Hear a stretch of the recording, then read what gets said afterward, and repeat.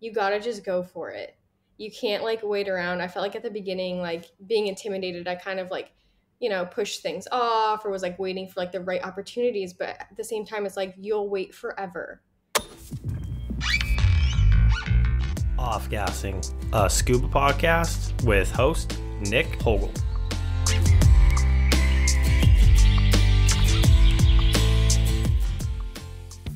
A couple of months ago, I had the great pleasure of having a conversation with Megan Hassa.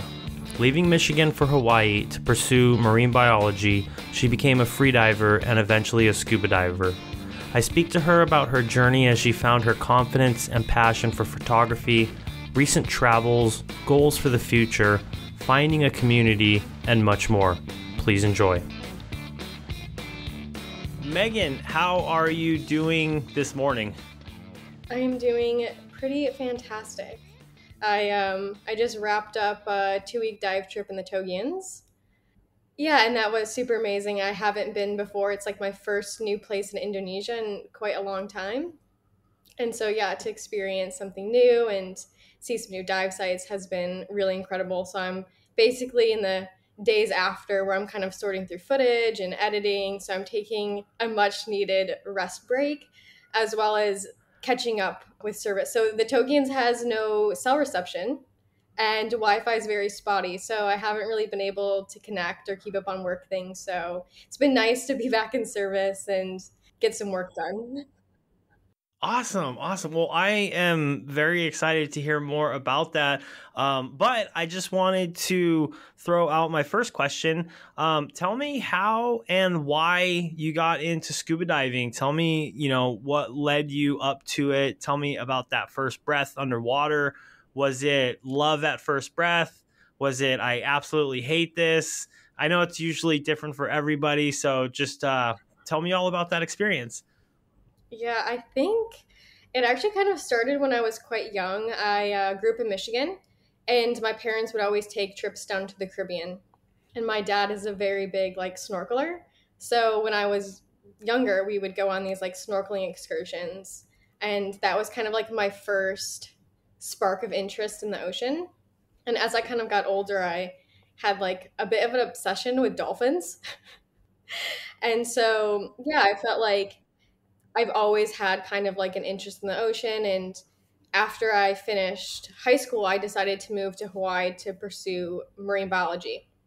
And at this point, I hadn't done any scuba diving. I had just been like out snorkeling. And yeah, while I was living in Hawaii, I kind of got connected with like a freediving community. So I started freediving and yeah, eventually I was like, yeah, I want to stay down here longer. Like I don't want to have to like keep going up to the surface. So on one of my travels back in 2018 in Malaysia, I went and got my open water done, and I was so scared. The thought of having to rely on equipment, I was like, I don't know if I like this idea because it's like, you can't really come back up to the surface if something goes wrong. So, yeah, there was a little bit of a fear involved with that. But I mean, as soon as I took the course, I was like, oh, this is great. This is amazing. And yeah, and I really didn't get super into scuba diving those first like few years. I was very much kind of on that free diving line and just like continuing to do that. So it's like a lot of the trips I was taking, if they gave us the option, I was like, oh, free diving all the way. And it was in maybe like 2020 that I don't know, I really just got interested more in scuba diving. I think this is as my underwater photography was kind of starting. And so yeah, at the end of 2020, I went to Mexico to do my advanced. And yeah, that was a really amazing experience because diving in cenotes was so different from anything that I had ever done. And I was like, okay, this is like really rad. And so yeah, I after like that like Mexico trip, I think is really when I started to dive into the scuba diving space more. Did a liveaboard, and yeah, I was like, I'm a scuba girl now. I was like, I don't know when it changed, but I was like, I really prefer scuba diving over free diving. And then the following year I went back to Mexico to do my rescue. And man, that was an experience in itself. I mean, like the most amazing course I've ever taken. Like that was really the course where I was like, wow, I feel so much more confident as a diver. But the course was definitely a little tough. Like I went in, like my instructor was so good, but he was very tough on me.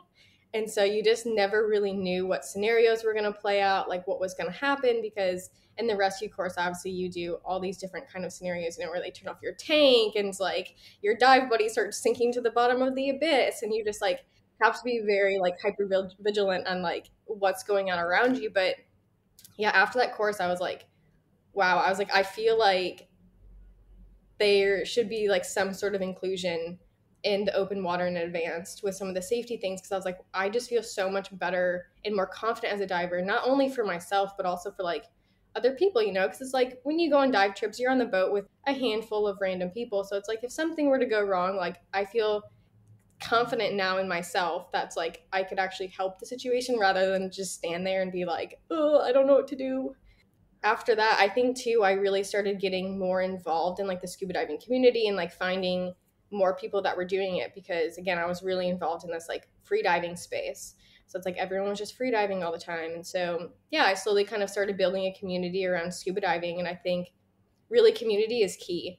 And like having that and like keep going and to learn and to like go on trips and, just like spend more time underwater and like build your confidence with your gear and your diving and, learn to control your buoyancy a bit more. Yeah, I think that was kind of like my journey into scuba diving. And I'm still at rescue now. I've been rescue now for 2 years, and I've been on the fence of doing my dive masters. It's something that I think I want to do. It's just the time commitment for me is just a little bit much. It ranges, from 4 weeks to 3 months, 6 months, depending on the shop and the requirements for the dive like master internship. But one day I think I'll complete my dive master. But for right now, I'm actually going to start moving into tech. Oh, okay. Cool, cool. Yeah, that's going to be my next endeavor here. But yeah, anyways, I'll wrap that question up here. No, I love the answer. Speaking of the rescue course, I do agree with once you take rescue, it really starts to change how you think as a diver. Beforehand, it's usually like you're I feel like when you take that rescue course, you start to think more about other divers rather than yourself. So you're like, oh, okay, like here in open water advanced, you're kind of just thinking about everything that you're doing. But when you take that rescue course, they're teaching you how to spot a stressed diver. They're teaching you how to handle a stressed diver. So on top of handling things yourself, it's like, okay, now I can, like you're saying, I can help a situation if something happens because of the fact that I'm learning. And no, rescue is one of my favorite courses, especially if it's done correctly. It could be one of the most fun courses ever to take. And all the courses are obviously fun, but no, that's absolutely awesome. So you got into free diving? Do you still free dive much? I mean, I'm sure most people, when they become scuba divers, they tend to still do a bunch of free dive or even free dive, not really knowing it. Snorkeling, I guess, is kind of free diving. Not free diving, but it's a whole different thing. So I apologize for saying that. Yeah, no, I like to call it extreme snorkeling, because it's what I'm doing is it's not like, diving on a line. I'm not diving like super deep. Like normally, like especially if I'm photographing, it's usually around 15 meters, like maybe 20 meters max. But yeah, so I like to call it like extreme snorkeling. And yeah, I still do it occasionally. Kind of just depends on where I'm at and like who I'm with. Like I did do like a snorkeling trip when I was in the Togians. So that was kind of like my little extreme snorkeling, if you will. But I mean, I still enjoy it. Like, don't get me wrong. I think now that I'm constantly like photographing things though, and it's like being on scuba, it's much easier. Obviously, I get more time under the water and like to see little critters and like things like that. But no, I still really enjoy freediving. There's like a time and a place for it though.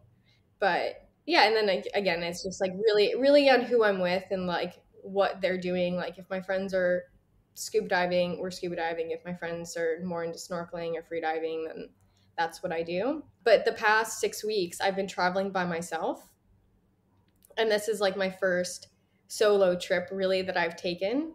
And so I've kind of just been going to like different like dive resorts in areas. So that being said, it's everyone's on scuba. So that's pretty much like where my energy's been at the past like few months. But yeah, I mean, I do enjoy both. I think though for photographing and work purposes, scuba diving is definitely like taking the lead. Well, yeah, tell me more about the photography. So were you a photography top side? I like to call it dry photography, and then brought that into the underwater world, or was this something that you kind of developed after you became a free diver or a scuba diver? My journey with photography kind of started out as talent. Like I started off as a model and I like long story short, I ended up just being in the right place, the right time, knew the right connections. Like one of my first jobs was actually here in Indonesia. I knew the people who were running like a commercial shoot and they ended up hiring me on as like a free diver, scuba diving model, as well as we did some hiking and some like on land things as well. But yeah, I kind of started off in the industry as a model just in the outdoor space. And then obviously like spending time with photographers, you kind of like, you watch them edit, you watch them shoot, you start learning from them. And then social media was also picking up at the same time. So it's like that influencer model work was kind of how it all started. And so yeah, I was like just doing these like kind of like small jobs in the influencer space, and then eventually I was actually gifted a camera from one of my friends who was a photographer. He when he upgraded his setup, he gave me like his old kit, which was very very sweet of him.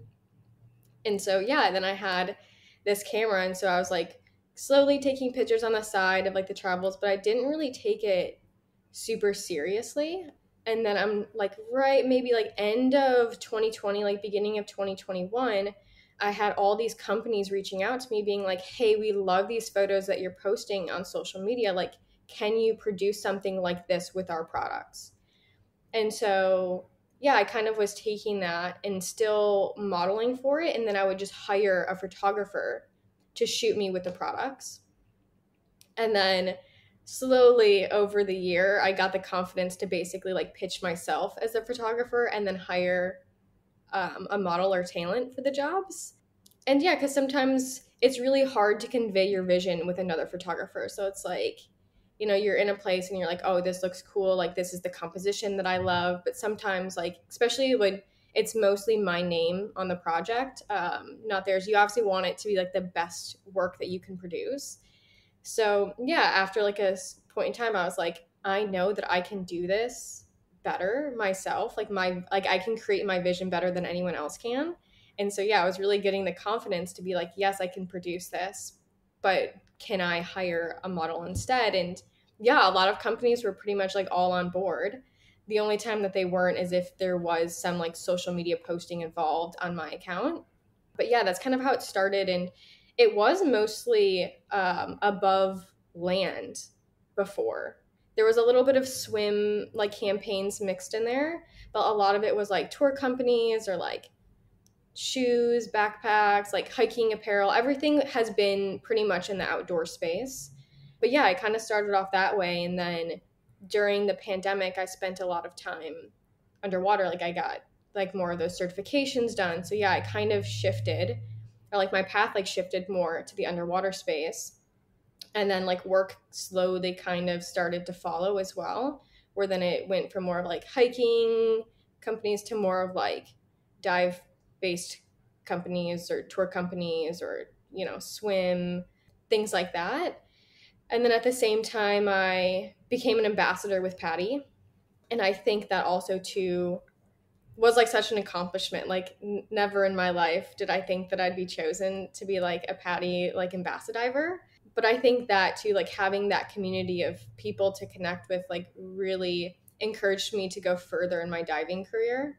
Obviously, just like meeting the right people, like having those meetings with like the other team members was like, I don't know, just hearing about like really cool things with like, getting more courses done and like the advance and like, hearing about people's like tech experiences and like those cool like opportunities that open up with those courses. And I was like, yeah, that sounds so rad. And it was very intimidating at first. yeah, like not really having many friends in the community. And yeah, I didn't really know where to start because a lot of the time, like I did kind of have to like take the leap of faith and just like start doing things on my own, because there was a point where I was like, oh, I'll wait for somebody to like go take this course with me, or like, do that. But yeah, as I like, transitioned more into the underwater space, yeah, the work followed. And yeah, now I'm pretty much do like mostly underwater. Like every now and again, I'll do like client work for products that are usually underwater based, but like on land, like setup shots or things like that. And yeah, I've transitioned into working with like resorts and like liveaboards, doing like underwater content for them. So yeah, it's been like a really fun, slightly scary transition. Yeah, and especially now moving to Asia, this is like a whole nother ball game where, I'm leaving a lot of my clients back in North America. So yeah, it's this has been like a really interesting and fun, exciting, scary transition as I like really pushed more into like the underwater space.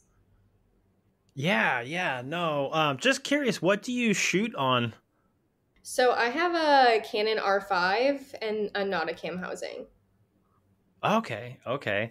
So as far as what you like to shoot, is there a certain area, like are you getting do you like as more of a passion, like do you like macro, do you like the wide shots, corals, fish? Like what is your go-to if you have just like a day off, I can go and shoot. What is your go-to style of shooting?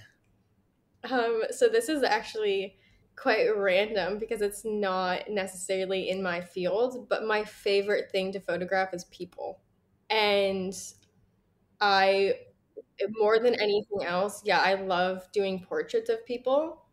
And yeah, like I was in Allure a few weeks ago, and I was able to like document some fishermen, like portrait style of them, like spearfishing and putting down their boo boo traps and things like that. And I think it was like one of the funnest like little shoots that I've had.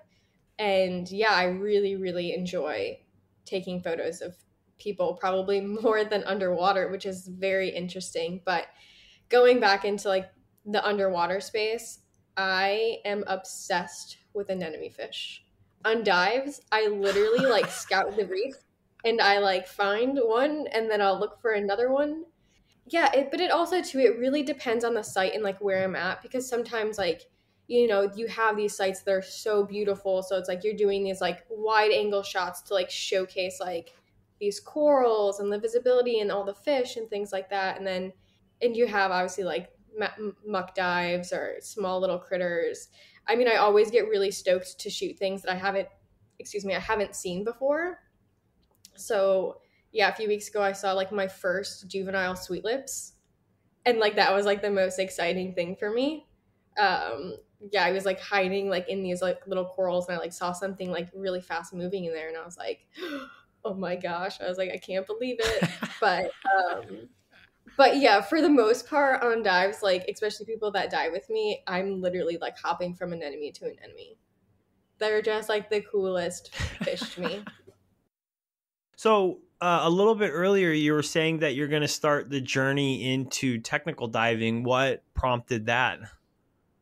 I don't really actually know what started it. I think like I want to be like the best diver that I can be, and also like there's not, I mean, there are photographers in the space that are doing like cave diving and things like that, but yeah, I feel like especially like here in Asia there's so many like little hidden gems of like some cool actually like little like cavern and cave systems. And yeah, I'm like looking for ways to like improve and expand like my knowledge, and even like photography in the photography space is something different. But yeah, I think like as a diver, like I just want to continue going.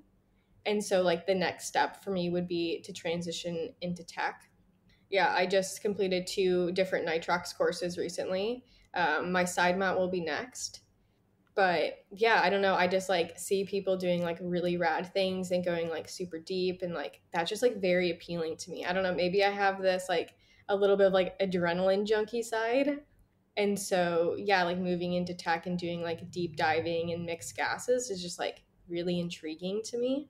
Yeah, this will be like a long process, probably over like the next year or two. But yeah, I do want to do my PADI like Tech 40, Tech 45, and Tech 50 and kind of just like see how I feel. Like in reality, it's also scary to think about. Obviously, a lot more things to consider and think about when diving. But yeah, I'm just like really excited to try something different. And yeah, I don't know. Like the thought of like doing like some cave diving is really cool, some deep diving. Yeah, learning side mount. I don't know. I feel like side mount people just look like badasses. I'm like, that just looks like a badass diver. But yeah, I really love just learning in general. So it's just like, you know, more time underwater, like more practice, better diver, different, buoyancy. So yeah, and I just love being underwater. So it's like, how do you progress as a diver? And like one of the ways to do that is, courses. So yeah, I'm excited. There's so many courses though that I want to take. Like I want to do my dry suit and like ice diver and yeah, I mean, I just love being underwater. So it's like any opportunity that I can get and something that's a bit different and unique and keep things interesting is really exciting for me. Going into side mount, do you know like what harness or where you're going to get your training or anything like that? No, I don't really know yet. I'm sure like eventually I'll get my own setup if I like it. So I'll probably end up like wherever I do my course and continue to do some more dives, like test out different harnesses. I have heard from a lot of people in the industry that X Deep is really great, and I've used the X Deep, the donut style BCDs, and I really, really loved them. So we'll kind of see. Maybe I'll go that route. But yeah, I think I need to like just ask more people in the industry. Like I don't really know that many people into tech right now. So I think once I start doing it myself and start building my own community, I'll really just ask around for recommendations on gear. So yeah, I think that'll come in time. And yeah, and if I enjoy it or not, maybe I do it and I just realize it's not for me. I don't think that'll be the case, but you never really know. So Yeah, yeah, yeah. No, I love side mount. I definitely really really enjoy it. So you said you moved to Southeast Asia, so you're planning to be out in this area permanently? yeah, I don't have a home base yet, and it's going to really depend on the visa situation. I do eventually, I think, want to establish my own business here in Indonesia, but I'm not sure how that's going to play out yet. So, and I actually do really love Kuala Lumpur. So that was also on my radar. And I actually did look at apartments already there. So, yeah, we're kind of just playing things by ear right now. I'm doing, 2 months of traveling in Indonesia right now on basically my 60-day visa. And I leave in a few weeks for a job for work. And I come back early February. And then I'm kind of going to suss out the situation and like see how the visa is going to play out and if that's like a possibility and the cost of it and things like that. And then yeah, just the if I'm going to establish my business here, then I need to do a lot of work, like a lot of paperwork, get an agent, figure things out, and I also have to have like a partner in it. So yeah, we're gonna see like how that goes, or if I just end up finding a home base here and just travel for most of my work, because a lot of the jobs that I do, I travel for. So this might just be like my place to come and relax and enjoy some really good diving. But yeah, I love being in Asia, specifically Indonesia. It's my favorite place in the entire world. So yeah, if I could be anywhere, I'd want to be here. I don't know if you've been to the Ahmed area of Bali yet, but I know that I've met a few different photographers that they seem to gravitate towards the Ahmed area. I mean, Indonesia everywhere is just absolutely beautiful, and I completely agree with you. At one, and it still does have my heart. Like I've told people since the first time I stepped foot in Indonesia, I'm like, this is my place. This is like where I need to be. And I mean, the diving is phenomenal. The people are just absolutely wonderful. The culture is beautiful. Just everything about Indonesia is just an absolutely beautiful thing. But yeah, definitely check out Ahmed, because there's, like I said, I've met photographers that will really go. I don't know. It just seems like they'll go there and they'll hone their skills, because you could do a lot of shore diving. There's a lot of tech diving. So you could definitely learn tech over there and kind of just really, I feel like it's a great place to grow, even to the point where I think this year we're probably going to go and plan to spend like a few months over there, just because of the fact that it's like, just it's nice. It's Bali is a crazy place. There's obviously like the big party side of it. There's, the kind of the mellower areas, and Ahmed's a little bit more difficult to get to. I think it's like 2.5, 3 hours away from the airport. But once you get in there, it's just this nice little place. And I kind of started going further within my tech journey there, and then I started meeting a lot of photographers, and it just seemed like a really cool place. So there's that option, something to think about. And then I'm just curious. So you said that Kuala Lumpur is appeals to you a lot. Tell me. So have you traveled a lot through Malaysia? So I've traveled a bit more in like Kalimantan, like Sabah area. I spent some time up there. That's actually where I got my open water done. Was Malaysian side of Borneo. So I was Oh, like not I didn't go to Sipadan, but I was in the Sipadan area for my open water. And then more recently, I mean, I have transited through Kuala Lumpur a few times and done a couple of my visa runs in the past to Kuala Lumpur. But yeah, as like a home base, like obviously I don't have the same community that I'd have of expats here in Indonesia or like Bali in general. But the conveniences of things are so nice. Like for international travel, it's a bit easier, it's a little bit cheaper. I can get my housing serviced in KL, which is kind of like a really big thing. Like I can have my Nauticam sent in. There's like one dive shop there that does all the maintenance and can order all the parts I need. So that's really appealing. And yeah, as like a city, I really enjoy it. Obviously, it's like I can get anything that I want, I can get any food that I want. The pollution wasn't nearly as bad as Jakarta. Maybe there's periods of time where it gets kind of bad, but when I was there, the weather was nice and it was like semi clear. And yeah, I really enjoyed the city. Like, everyone speaks English there. It was really easy. So yeah, as like a home base for me to like get things and like buy things, order things. It's just a little bit easier than Indonesia. And the import tax is better because in Indonesia, shipping things here can be quite expensive. So even if there was a lot of products being sent, I would probably have it shipped somewhere other than Indonesia and go pick it up anyways. But yeah, I'm also in this period of my life too where I'm trying to find like a happy medium within travels and like some more stability because I do these like month-long travels, but it would be nice to have like a home base to go back to and recoup for like a week or two. And so yeah, at times when I like really need to get work done, like sometimes like not having a lot of distractions is good. So being in Bali, it's like I have friends, there's a lot of waterfalls or hiking or diving that we can do, but it's like if I based myself somewhere where it's like I didn't really have that like right at my fingertips all the time, like I would get more work done. I would actually take the time that I need to rest and, like recoup for future travels. So yeah, I'm kind of just like letting life happen and see kind of what falls into place.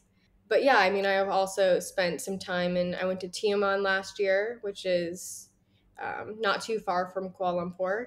But yeah, I mean, I've spent like a handful of different weekends in like weeks in KL and I really enjoyed it. So yeah, in theory, in my head, it sounds really great. But in practice, like being there, I'd be like, man, maybe I'm just like a little bit too far from the ocean.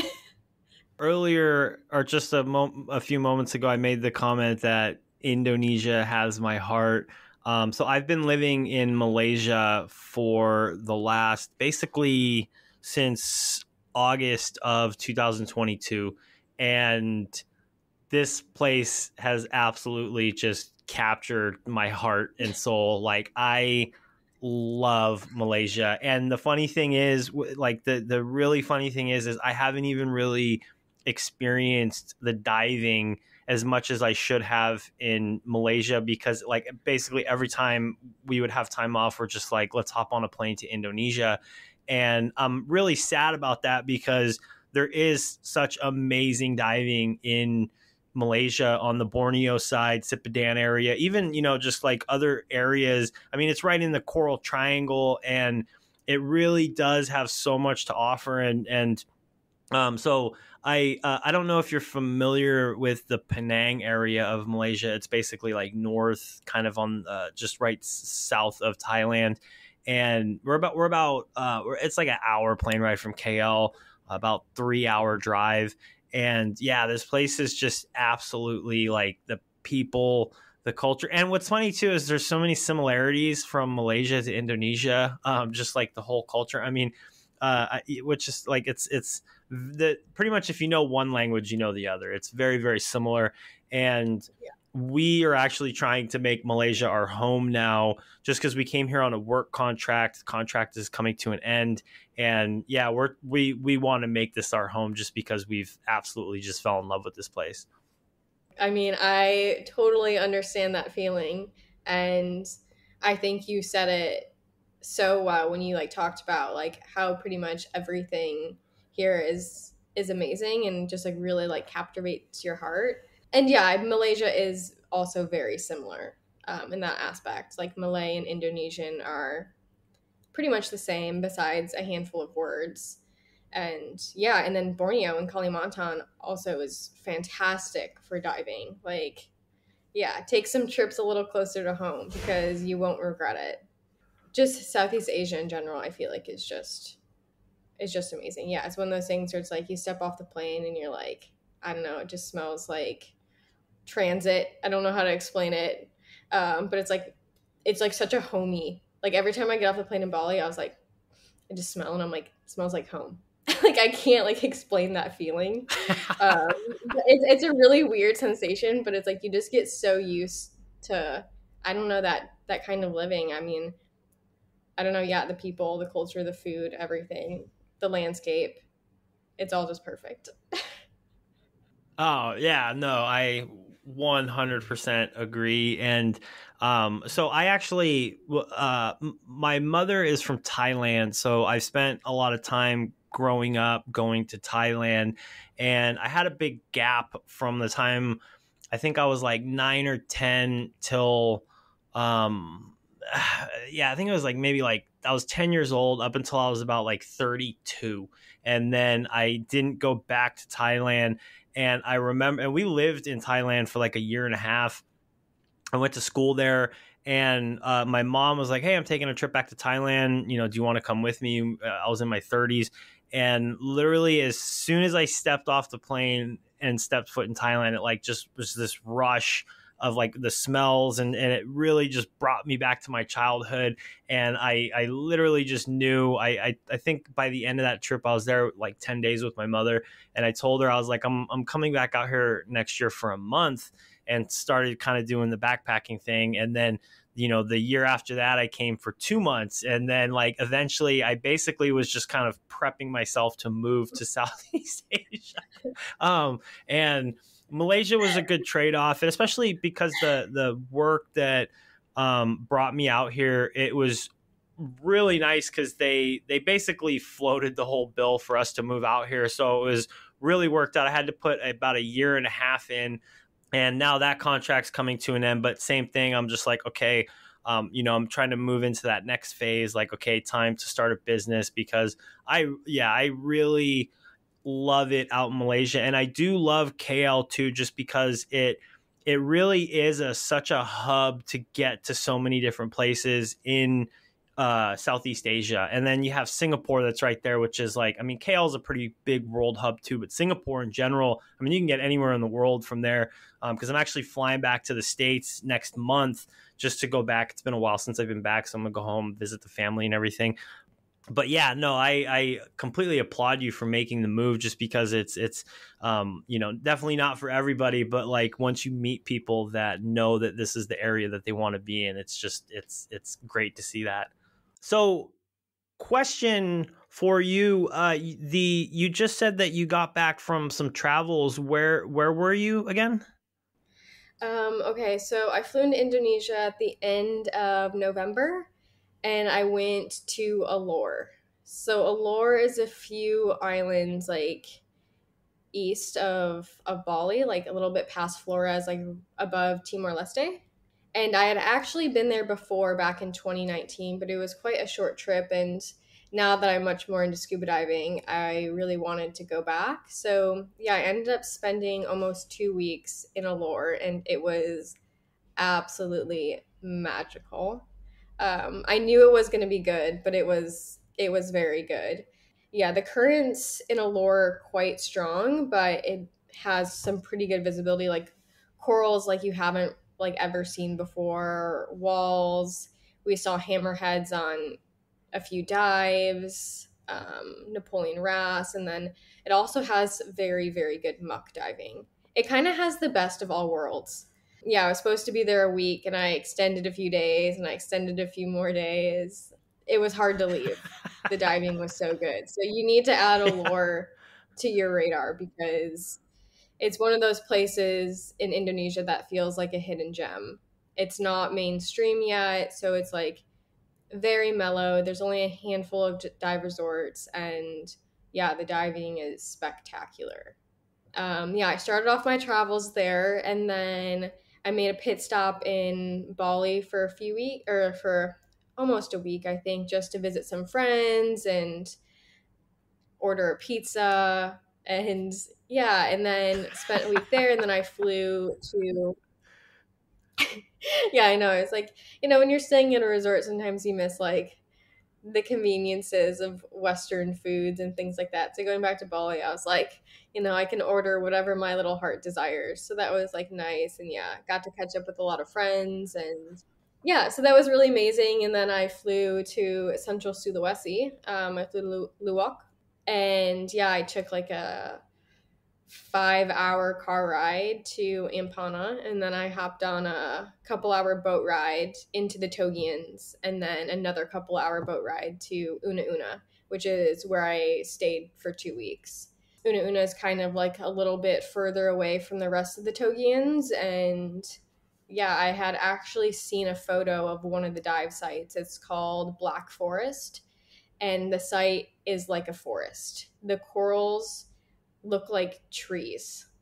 Like it's very cool. It's very unique. It's nothing like I've ever seen before. And yeah, I saw a photo of that specific dive site like maybe like last year at some point. And so yeah, it really put the Togians on my radar. And I mean, I had heard about it before, but it was like pretty far out there and um, wasn't super into diving like a few years back. So yeah, I was like, you know what? I think I'm gonna go. And I did. And again, I was supposed to stay for I think 10 days. I ended up staying for 2 weeks, and the diving there was very good. A lot of pinnacles, really, really beautiful corals like in the shallows, and yeah, just some really unique dive sites. Yeah, like the Black Forest.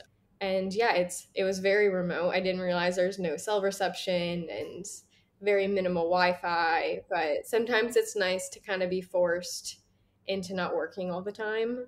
But yeah, no, it was really beautiful. And then I ended up extending a few extra days and I stayed at an island called Kadadiri.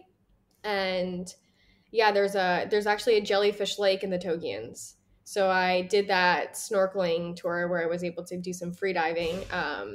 And yeah, they took us to a few different snorkel spots. They took us to like a local village, a few beaches, as well as this jellyfish lake. I really love to see like the jellyfish. So I was like all the way out there and I was like, I need to extend a few days. I need to go see it. And yeah, there's two types of jellyfish in the lake. I'm not exactly sure the species, but it's always really cool to see. Like the stingless jellyfish. And yeah, again, it's pretty far out there, and so there was no one else besides like our small group of people at the lake, and even at like the snorkeling site and the beaches, it was just our little crew of people. And so that's always really really nice, is to like kind of go to those like more remote places that are less traveled and like have those experiences. I think like with going to Allure and the Togians, a big draw for me was the fact that they are off the radar, and like that's kind of like one of my goals in the coming years is to like kind of go to places less traveled and like find some new dive spots, and yeah, just go to unique places that like you don't really know is there, you know? So you kind of have to go and like start asking some locals like what's around, what's to do, what are the dive sites, and yeah, you find some like really cool places that way. So I hope to have some more travels like this. But yeah, I mean, I just wrapped up in the Togians and I'm still in Sulawesi. I actually fly to Jakarta tomorrow, and then I'll fly back to Bali for about a week, and then I leave and head to the Caribbean for a week for a job. So, Oh, okay. um, so yeah, and then I come back right after, and I've really fallen in love with Sulawesi. And so when I come back in February, I might come back here again. There's a couple of coral restoration programs that I want to visit. I'm really trying to transition some of my work more into the conservation space, so like conservation based photography or like photojournalism. And yeah, there's a lot of really cool projects happening across Indonesia right now that I would love to get to showcase and to document. So I'm really going to make the initiative this year to take some time out to like visit these programs and organizations and like yeah, and then like try to use my voice to, you know, showcase some of these opportunities for other people. I think there's a really big push in like the ecotourism space. And so, yeah, getting to showcase, you know, these core restoration programs that, you know, have like a day course or like, you know, a week volunteer course or something like that. Like, I really love getting to share. So, yeah, I'm hoping to do some more of that throughout Indonesia in like the coming months. But yeah, I mean, my if you looked at my Google Maps of like my pins across Indonesia, like you can't even see the islands anymore. I have so many pins on my map that it just like covers everything. So there's so many places on my bucket list to go, and I feel like I could spend the rest of my life here and still not go everywhere that I want to. Definitely. Yeah, I know that feeling all too well, especially in Indonesia. There's so many beautiful places. And so Sulawesi is actually, it's on my radar for this year as well. So I've been to North Sulawesi.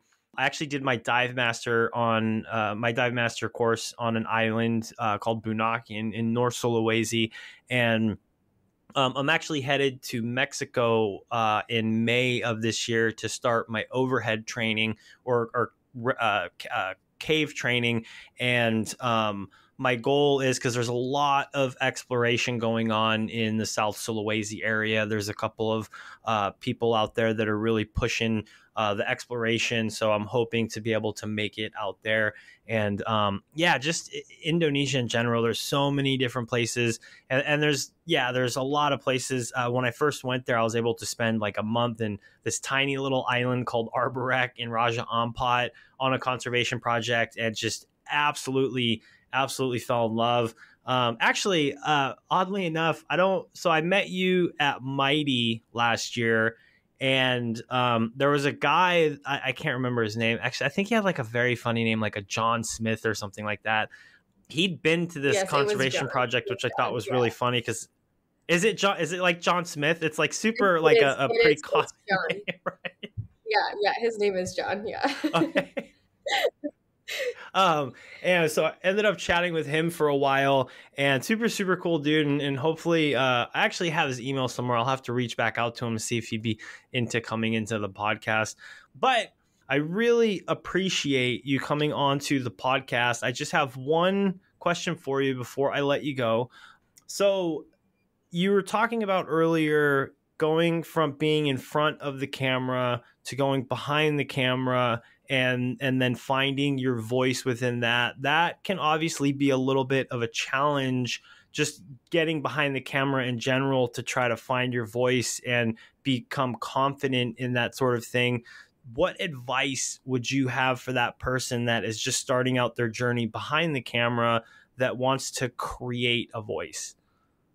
I think for someone that's just like starting off, I think one of the biggest things for me is I was really intimidated to shoot people or like to ask people to shoot. And it's kind of what you need to do. You kind of just have to like jump right into it. And, you know, maybe at the beginning it is like this false sense of like confidence.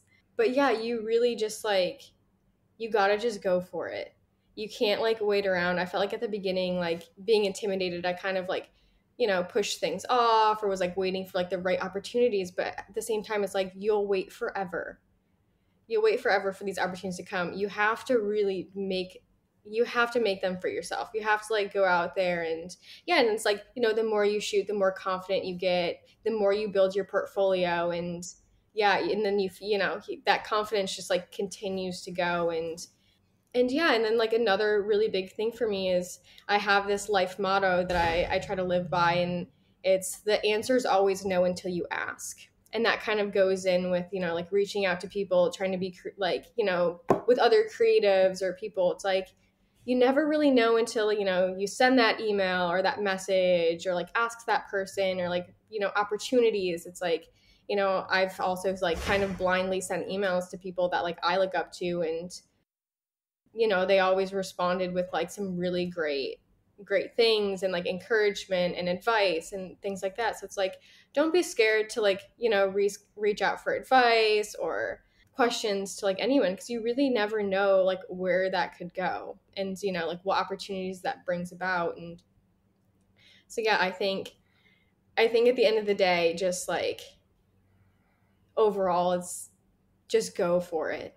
It's like we're all making like kind of scary decisions, and yeah, and I think as scary as it can be, like what lies on the other side of that fear is, you know, so many different doors opening. So yeah, it's really like reach out, build that community, and honestly just shoot. I think the more you shoot, no matter what it is, you know, you like hone in on your photography skills, you hone in on your editing skills, and you like really start creating your own style.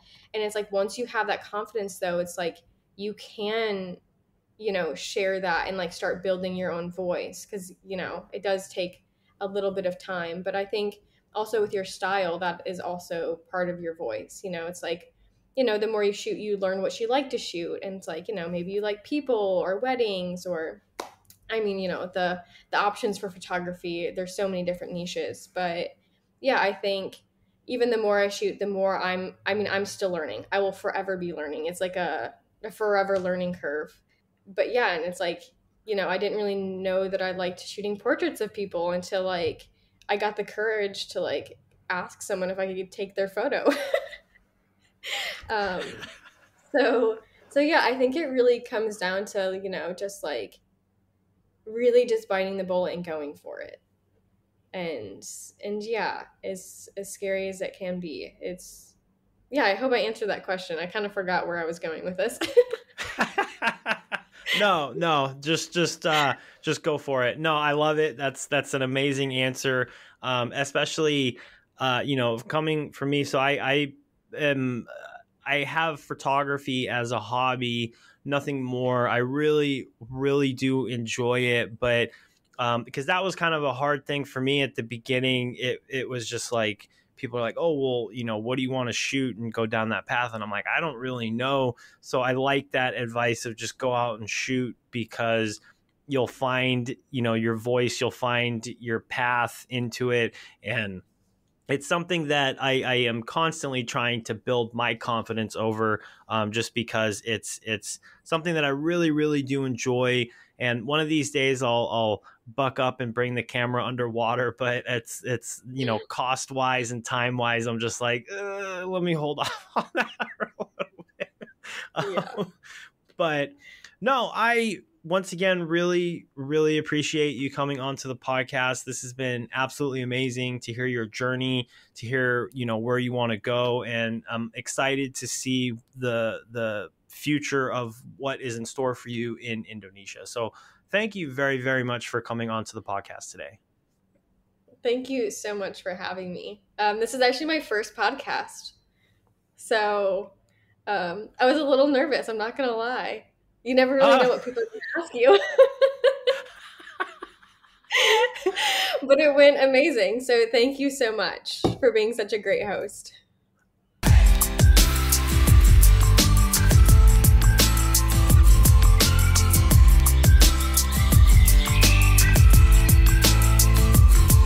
Offgassing, a scuba podcast.